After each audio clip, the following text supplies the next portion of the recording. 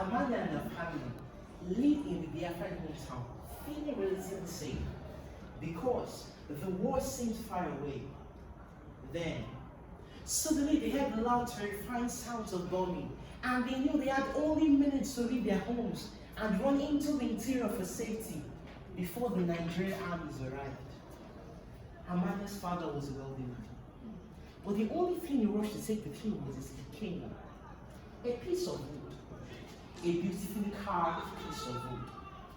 But it wasn't just a piece of wood.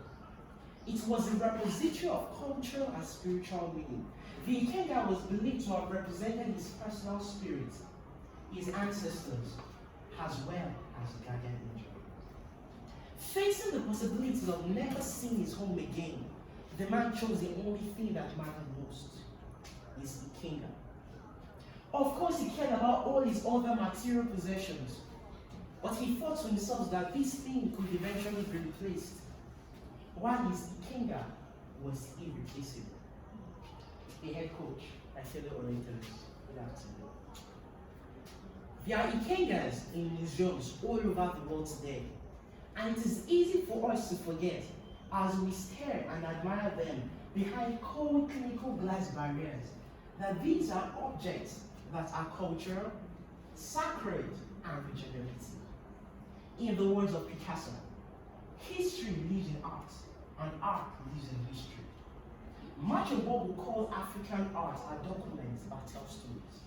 Some of these stories are literal, while some are metaphorical. Artifacts are monuments for the sake of the dignity of the people. They are worldviews and perceptions.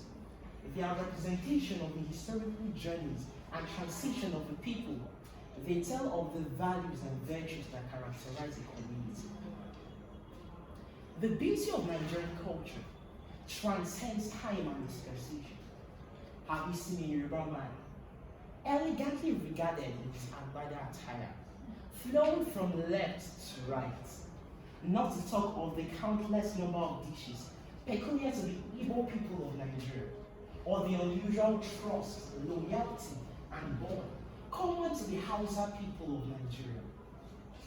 Sadly, these customs and artifacts have been carted away by Westerners, while we as Africans fold our hands in silence that seems to give credence to this profane act.